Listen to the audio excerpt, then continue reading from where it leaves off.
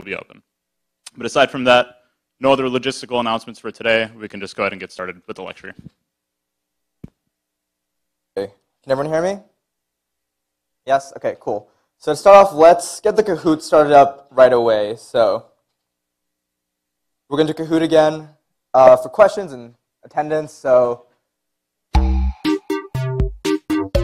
that right now.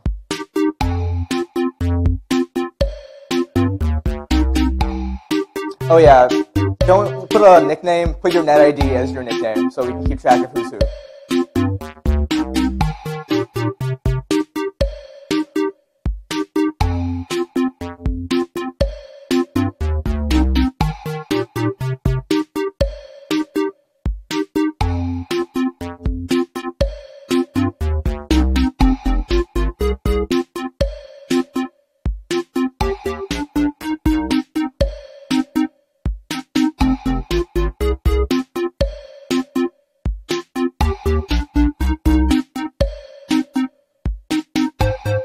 Okay, is everyone in? Raise your hand if you're not in the Kahoot yet. Okay. Oh, people just joined. Okay, raise your hand if you're not in the Kahoot yet. Is everyone in the Kahoot? Okay, cool. So, welcome to Bash Part 2. We're going to build off what we learned last time, teach a few more commands, and then move beyond commands to do cool stuff like bash scripting and text editing files inside the terminal. So here's the objectives for today. We want to go over a few more commands. We're not going to do piping. We're going to do text editors, Vim, Emacs, and Nano, and then we're going to do an intro to bash scripting. And we have time also to do aliasing. So our first command for the day is sudo. So sudo is super user do. So that gives you root access to your computer. So what does root access mean? Root access is the same as admin privileges. You can think of the root user as being the supreme overlord of your computer. Root can do whatever he or she wants to. So if you want to delete drivers that control your screen or your keyboard, you can do that. But let's say you want to do something like install a new program to the root directory, and you need permission for that. If you write sudo and then the command, you will do that regardless. You'll be prompted for a password, and you'll do that regardless of what that command is. An important thing with root, though, with sudo, is that with great power comes great responsibility. With sudo, you can do whatever you want in the terminal. So be very careful because you can break things that you didn't want to break, delete core files. So if you're using sudo, be very careful. And you might wonder, like, if I want to always have control in terminal, why didn't I do sudo before every command? Well, firstly, it's annoying to type sudo for every command. And secondly, you don't need to have root access for most things you're doing. Like, if you just want to list the files in a directory, you don't need to have root access. Things like that. And the way you use sudo is, let's put this together.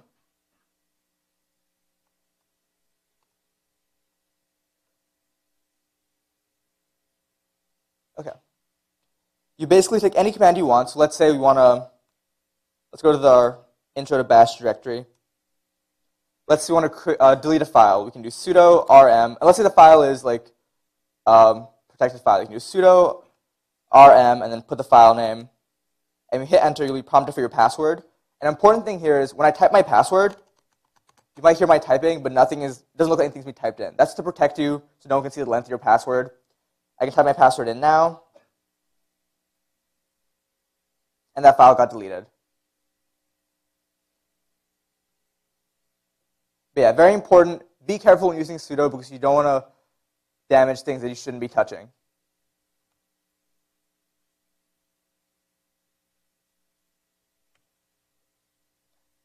All right, so now we're going to talk about find. Find is short for find. There's no acronym there. It's a really powerful tool for locating files. And once you find a file, you can then run commands on those files. So the way you use it is you type file, give it a path, and then you hit enter, and all the files in that directory will be listed. And it's not just the files in that current directory. It'll recursively go through all the directories in there and then continually print that out. So for instance, also for clarification, this window on the left side is just my Finder. You're going to see my files in here. So I know there's a bit of confusion last time. This is just to see what's going on in a more GUI-based way, something we're more used to. So right now, if I print the working directory, we're in intro to bash. But let's move up Actually, let's do it from here. We can do find and then dot. So dot is the home directory, or sorry, the directory that we're currently in. So I want to see all the files that are in this directory. And you can see if you look on the side here, in intro to bash, there's only directory 1 and this Python file. But if I hit enter, you can see it lists all the files, including the hidden files, and it'll go into the directories and print all the files and the directories in there.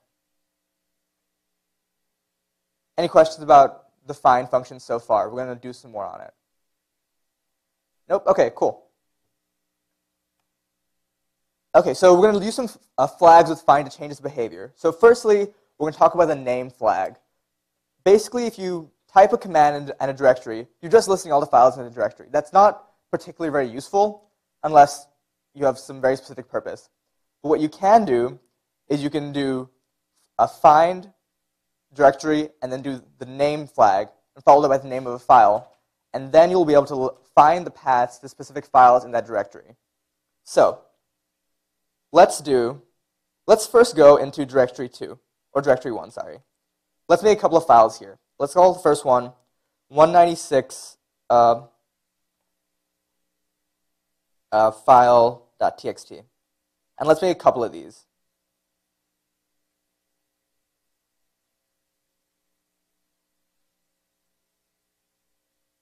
Okay, and as we can see here, when I list the files, we have several files which have 196 at the start of them. Now what we can do is we can do find. Let's say we want to find one file first of all. Let's do find in the directory we're currently in, 196 file.txt. Oops, sorry, I forgot the name flag. And hit enter. And we see we get the path to that file, sorry.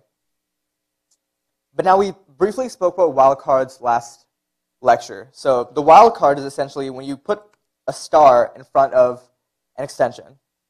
But it's actually a little smarter than that. What you can also do is, let's say I only want to find files that start off with 196 and end in .txt. I can do find dot for the current directory, 196 star.txt. So does anyone want to guess what this will do? Anybody? Yeah. Exactly. So I hit enter. Oh wait, I forgot the name tag, name flag.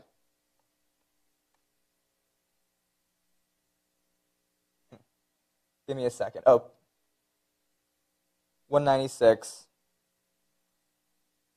file.txt. 1 second, sorry. We're facing technical difficulties. All right, let's do it the other way around. So let's say we want to find a file.txt, and we want it to be prefixed with something. Put a star there. Hit enter. What is going on? Sorry, 1 second.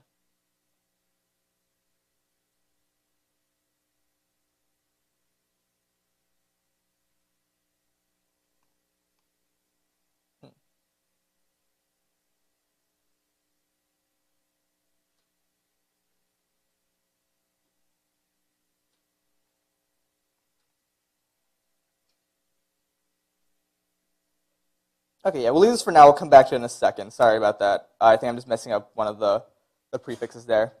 But we can also move on from the wildcard and do iname. So let's say we have files which are case insensitive. So let's say we make a file with a bunch of capital letters. So we go touch capital file.txt.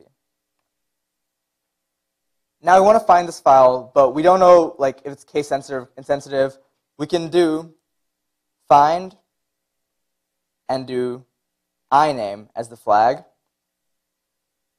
and do capital file.txt. And you can see it found this file even though it's fully capitalized here. Does that make sense? All right, cool. And finally, when you use the delete flag. So the delete flag is different from the name flag because we don't pass it any arguments. We basically just take whatever files are found by find and then delete them straight away. So for instance, let's make a new file in directory 1. This file is going to be called delete me. Okay, and we're going to move up a bit. now on my desktop. So first let's do find. You do find, we'll pass it a directory, intro to bash. Name, delete me, .txt.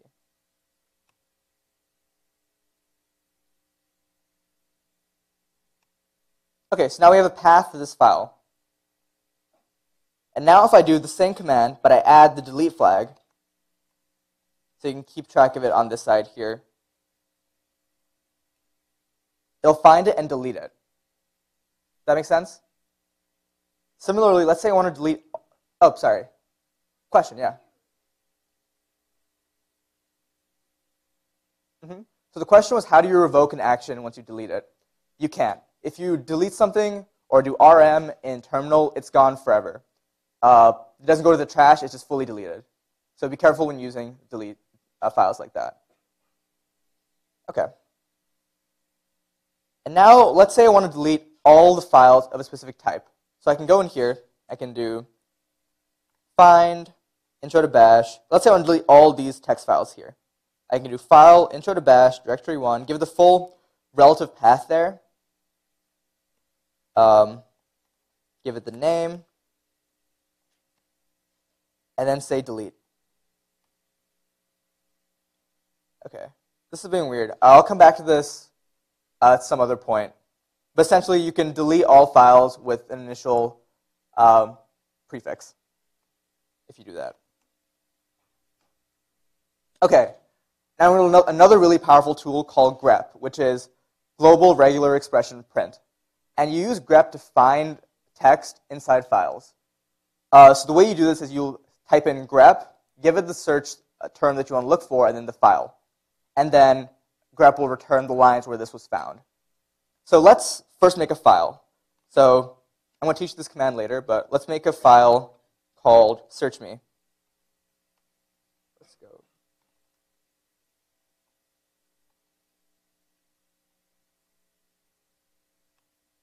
Okay, and we'll add a couple of words in here. So let's say CS196, Rohan. Rohan and Sami is one word. And then Rohan and Sami as separate words. And finally, my name, lowercase. Okay. Now, if I do grep, and let's say I want to search for my name. So first, let's view the contents of this file. Search me. So this is what's in the file right now. If I do grep Rohan and then do searchme.txt, we can see it prints all the lines where any part of a word or the word Rohan appeared. So even though this part here, Rohan and Sami, is one full word, it still returns it because part of that was the search term. Any questions about that, how that works? Okay. But now let's say we don't want to have just part of the word. We want the exact word. We can use the W flag. And the W flag will return only the lines where only an exact match was found, and not just a partial match. So the way we do this, we do grep, give it the W flag, give it the search term again, and then the file.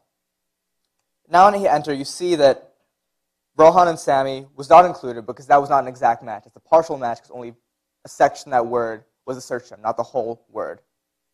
But what you probably notice is that the lowercase word is still not being included. And sometimes we want to include the lowercase search terms. And the way we include the lowercase terms is by using the I flag. So the I flag will make the search case insensitive. That means it will find if it's fully capitalized, partially capitalized, if it's like the SpongeBob meme where it's one capital, one small, like that. They'll find all of these words if they're similar to the search term.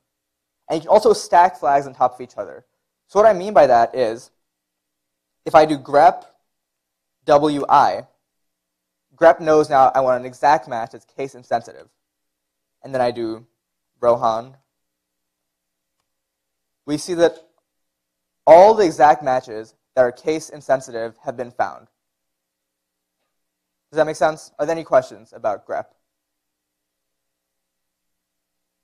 Okay. Yeah, grep is a really powerful tool to search through huge files and find what you're looking for. Okay, now we're on to diff, or difference. So what diff does is it will compare two files line by line and then identify the lines where they have any differences. So the way you do this is by typing diff, file 1, file 2, and then hitting enter, and then wherever there's a line where there's a difference, you'll see that being printed out into the terminal. So first, let's do this where we have two identical files. So we can use searchme.txt. Let's copy searchme into another file called copy. If we list that, we see that we have searchme and copy here. And I also cat these files so we can see them.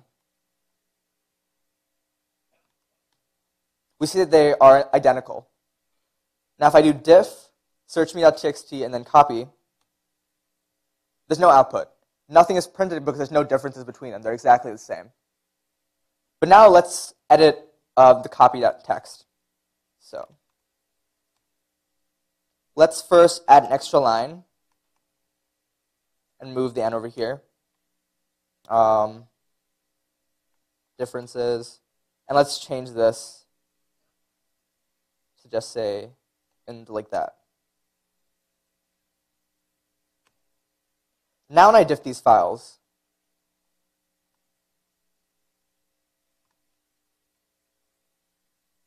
we see that the lines where there were differences were printed out.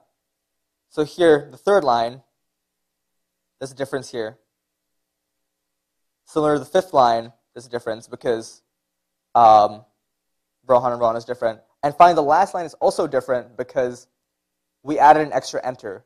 Therefore, there's a blank line with no characters on it, but that's still part of the file. And that's the difference here. That make sense? Great. All right, now we're going to talk about logical operators.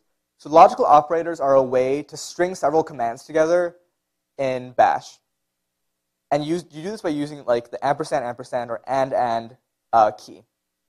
And it's quite simple to use. You basically just type a command, do and, do next command, and next command, and you can string as many commands as you want together to create a huge, monstrous command. And you might think, what's the use of this? Like, why would I want to do this when I can just hit enter each time? Well, sometimes you have to repeat commands over and over again. And as we know, if we want to repeat a command, we can just hit up on the key. But let's say I want to repeat 7 commands in a row, then I have to keep hitting up like 7 times to go all the way to where I want to be. So let's demonstrate this. So let's first let's make a directory. Let's call it and. And then we put the 2 ampersands to go to the next command. We want to cd into and. Then we want to create a file here. Let's call it some file. And then we want to leave the directory that we made and move back up to intro to bash. So now when I hit enter, we can see here on this side, there's a new directory made, and in it there's a file called some file. And also, if I print the working directory, I'm back in intro to bash. I didn't stay in that file. And now if I want to repeat that command, I can just hit up, and there it is. I can keep doing that over and over and over again. Obviously, I can't because they have the same name and the files exist. But if it was a different command, like running a Python script, for instance, I can do that over and over again. And I want to talk about SSH, or Secure Shell, or Secure Socket Shell. So Secure Shell, SSH is a way to access another remote terminal and control the computer from it.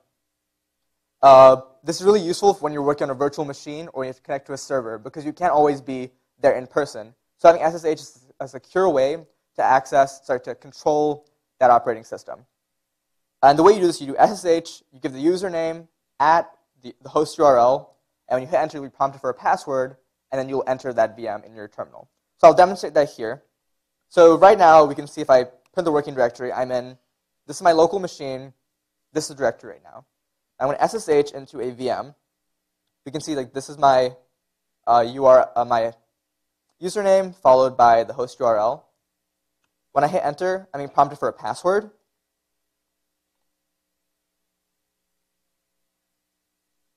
Okay, and now it looks like nothing has changed. It looks like, okay, cool, some string was printed, but nothing's changed. Well, actually, I'm in a totally different machine right now. I'm controlling a virtual machine on the UIUC network. If I list the files here, we can see that these files are totally different to what we had before. If I print the working directory, it's also different to what we had before. And now I can control a separate terminal, different to the one I have on my local machine. I said exit to leave. And now I'm back on my local machine. All right, any questions about any of the commands we covered so far? Okay, oh, yes.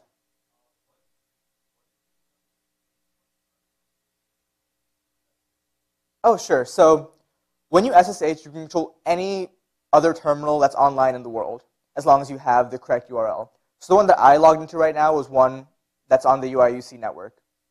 So it's just a VM, a virtual machine that's running somewhere in the UIUC network, and I was able to access that from my local machine. Any other questions? All right, let's go to the Kahoot.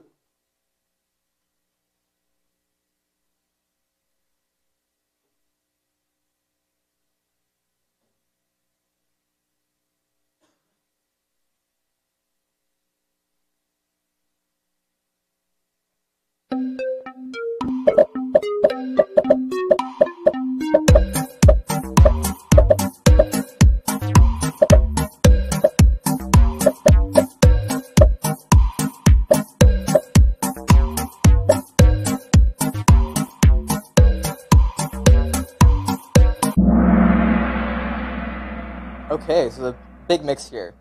So let me explain that. So firstly, a lot of you press WI. WI is for when you want an exact match, that's the W flag, and case insensitivity. I for insensitivity. We want case sensitivity here. I'm not sure why I was picked. I just means insensitive, case insensitive. And finally, the correct answer is orange, or the circle, yellow, and W, because W will give you an exact match, and it will be case sensitive. It will take account of case. Are there any questions about this question? Okay.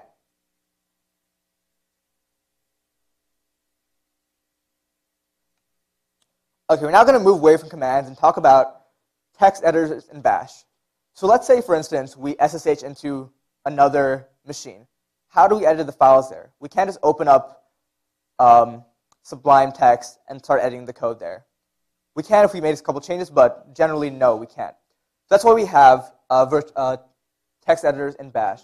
They let you edit files just like a regular IDE, but they are different because you can't click on stuff and you can't work with it how you work with a regular IDE. There's special commands, and although it might be difficult to learn initially, they can be very powerful and increase your productivity. So we're going to learn 3 of them today. Vim and Emacs are the most popular, but Nano is the one that's just super easy. If you have to edit a few lines of code, it's really easy to just pick up Nano and work with it straight away.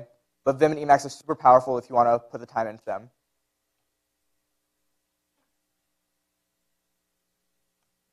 Let's start with Vim. So Vim is a really popular terminal editor released in 1991. And to start with Vim, you just type in Vim file name. Vim should be installed in most Linux machines. So if the file exists, Vim will just open the file and you can edit it. But if the file doesn't exist, if you save after you close Vim, that file will be created. So for instance, let's go to searchme.txt. If I cat the file, you can see there's content in there. Now let's do Vim. If I do Vim searchme.txt, I can see it like this. And we can see the contents there.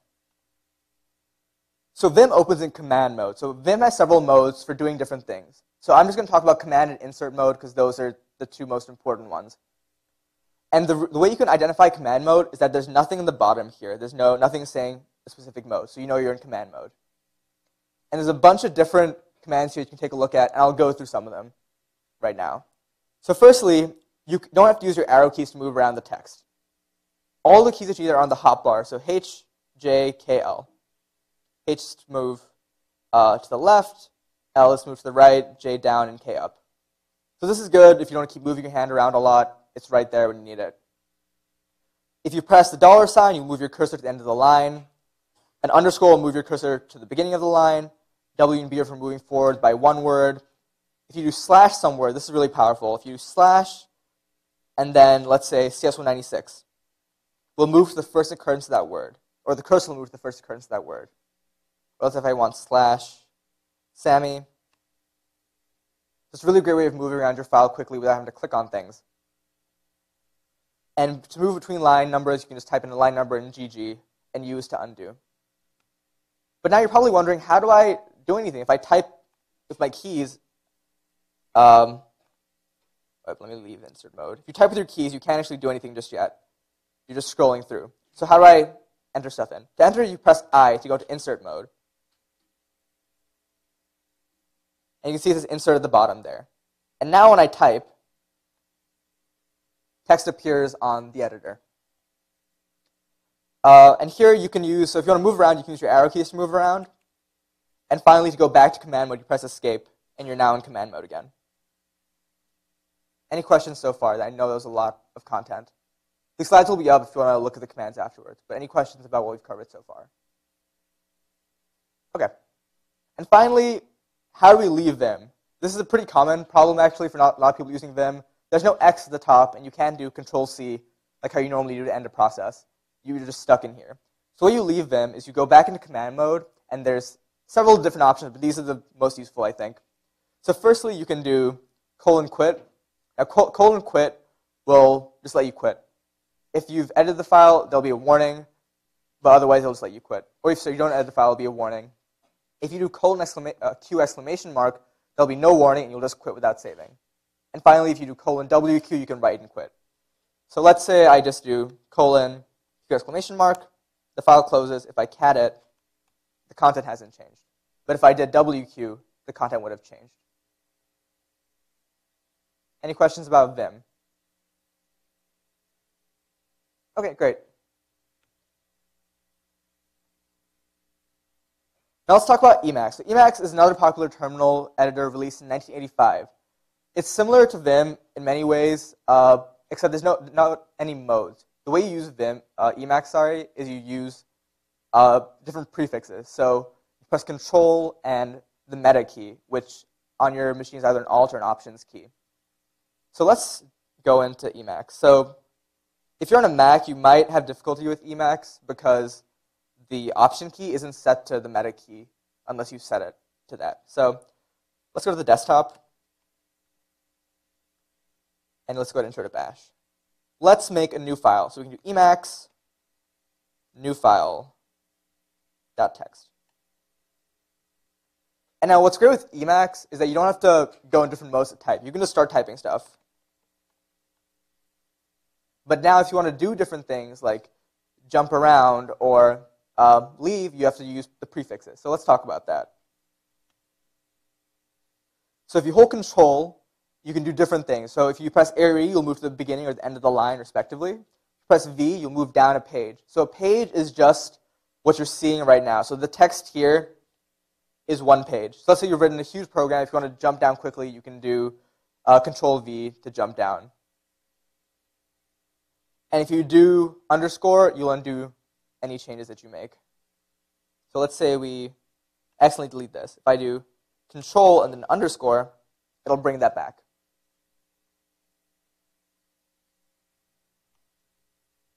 And now we're going to talk about the meta key, which is, so if you're on a Windows, it'll probably be Alt, and if you're on a Mac, it's Options. But as I said before, you'll have to set that in your terminal because it's not automatically set depending on your OS.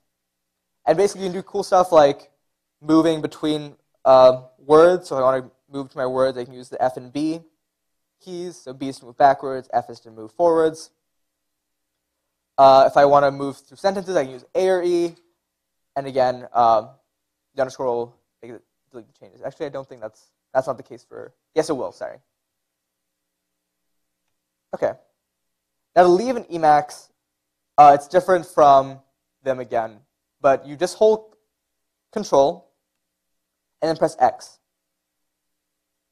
And see at the bottom it says Control X. And now if you wanted to save the file, you'll do Control S. But if you just want to leave, you'll do Control C.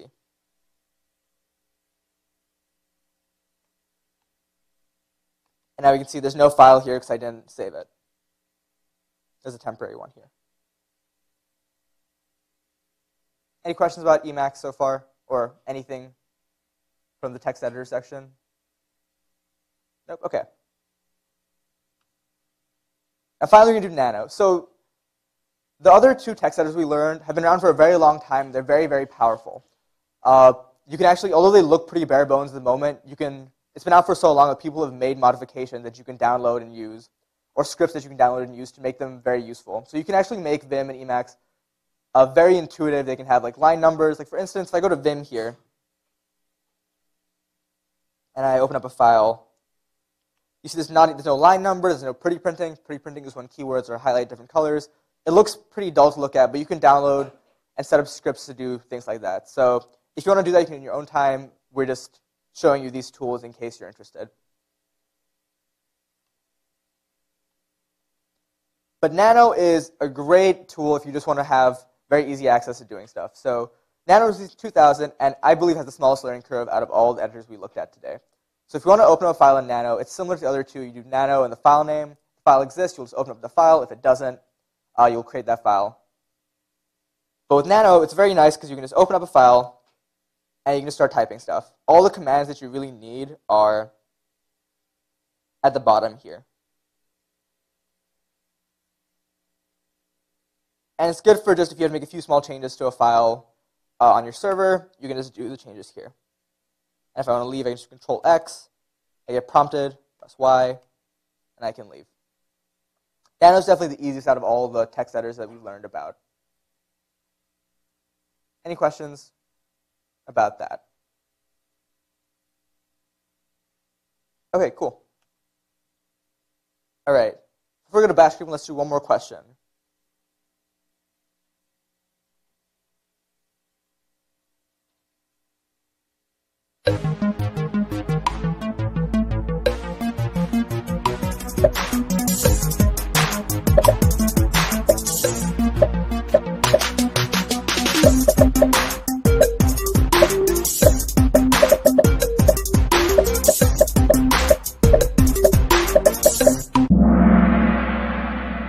So I'm sorry, this one was actually really, really hard. So if we got it right, great job. Unless you guessed it, then you got lucky. So find will only delete things that appear. So if you don't specify a name, it won't delete stuff. It'll just like throw an error message. All right.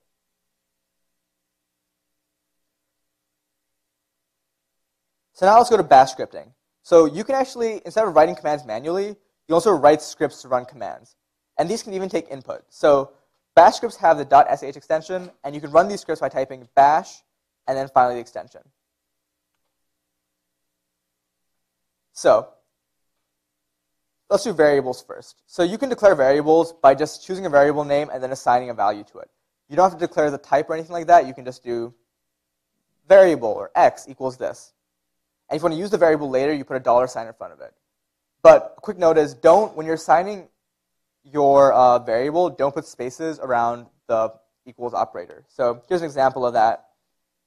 Around the equals operator, make sure there's no spaces, because otherwise your code will crash. There'll be an error message thrown. Does anyone want to guess what this will do? As a quick preface, echo will just print back whatever's there. Who wants to guess what this function does? Or the snippet of code does?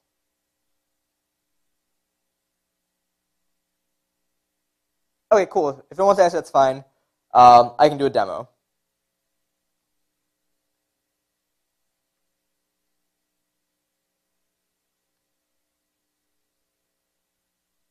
Okay, so let's first take a look at the file. So this is the file that we have right now. Let's run it. So to run it, we just do bash and then var.sh.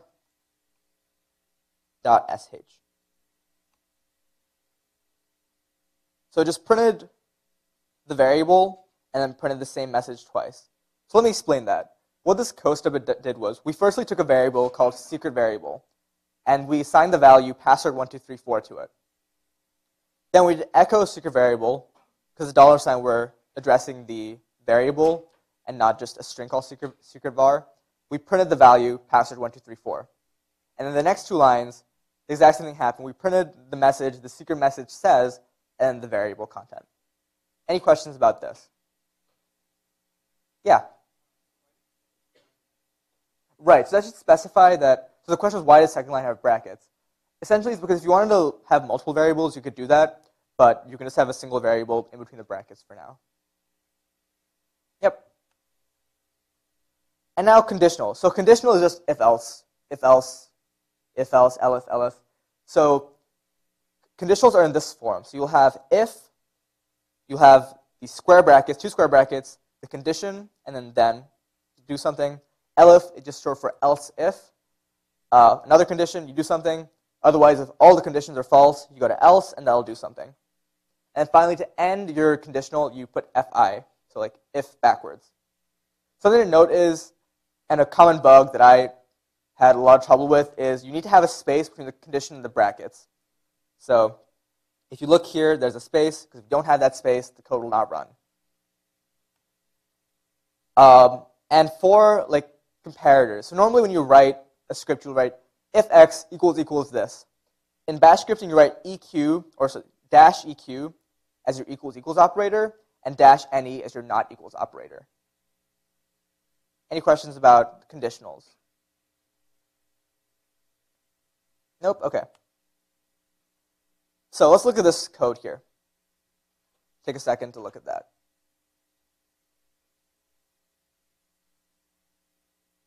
Does anyone want to be brave and tell me what they think this snippet of code does? Yes?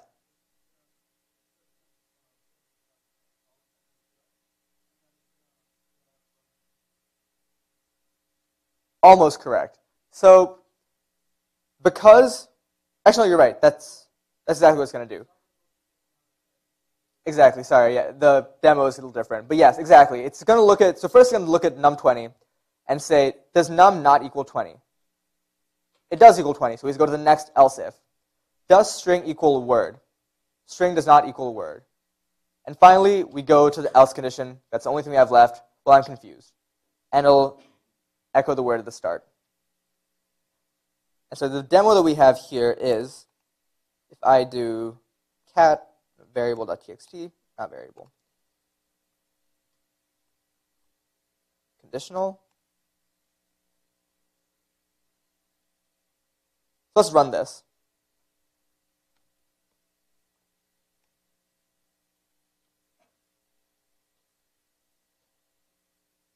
Okay.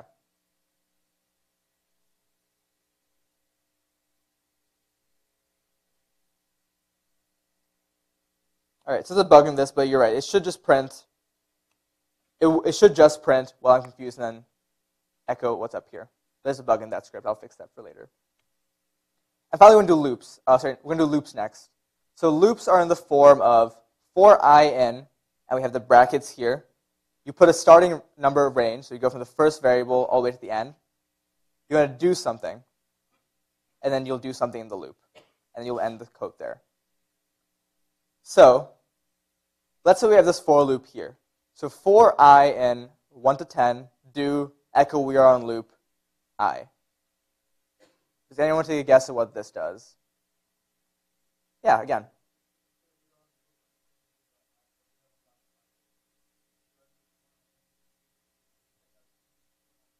Yep, that's correct. So now let's run that. So let's do bash /loops. And it's going to print exactly that. Run these different loops. That makes sense? It's similar to another coding language you might have used, like Java or Python. There are a few syntactic differences, but for the most part, it's pretty similar.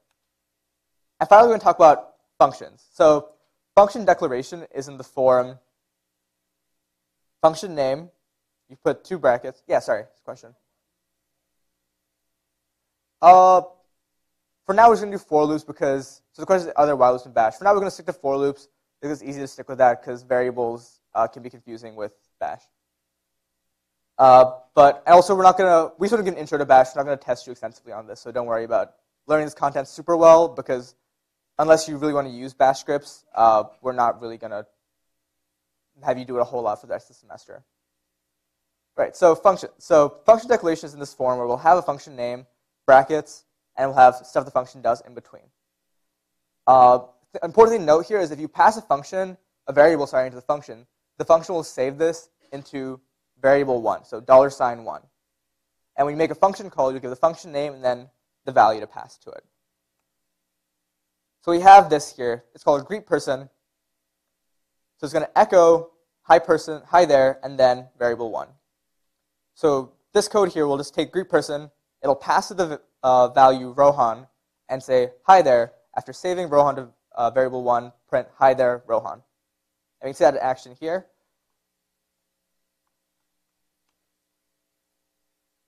Exact same thing here. And if I do bash, function, it says hi there, Rohan. You can change the variable here. Question?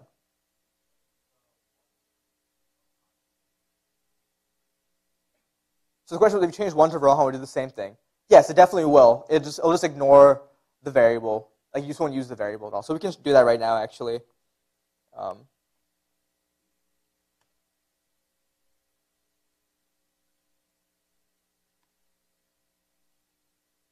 Is what you meant, like this? Oh, $? Okay, we can do that. So now if we run this, it just blanks out because we didn't initialize. So if I look at that file here, the reason nothing comes out is because we didn't initialize a variable called Rohan. But let's say we want to print the actual $. Like, can we ever print a $? In bash? Well, yeah, we can. If we want to print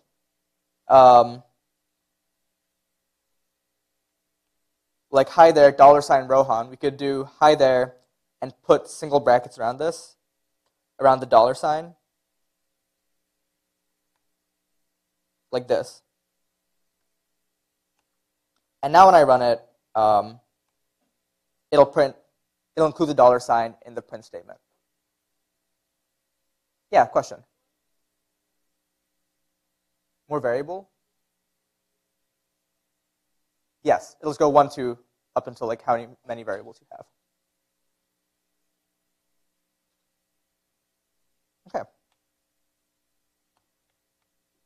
And last thing I want to talk about is aliasing. There's not a slide in that here, but let's say you have a command that you do frequently. So a frequent thing that people do a lot is Python over Python 3. So as some of you might know, Python, if you just type Python normally in your terminal, is in 2.7. And Python 2.7 is totally redacted. You can't do that anymore. So it's annoying to always have to type Python 3 when you want to run a script. Something you can do is called aliasing. You just write alias, and you write a command. So I'll write Python here, and then do Python 3. When you hit enter, it doesn't look like anything's happened, but now every time you type Python, Python 3 will be typed instead. And this is for any command. If you give a string of commands, you can alias that to a single word or a shorter word. And that's just useful if you have to type something like, if you're pushing to Git a lot, you might be doing a huge command, you can just alias it to a shorter thing. So that's everything we had. Are there any questions about any content we had so far? Nope, okay, one more question.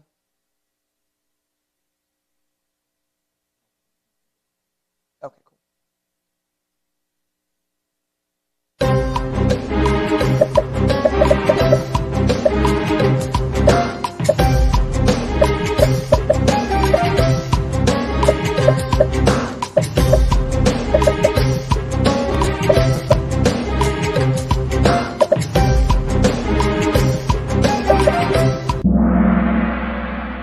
Yeah, that's totally correct. So as you showed in the demo, if you have two files, let's just make two files that are empty.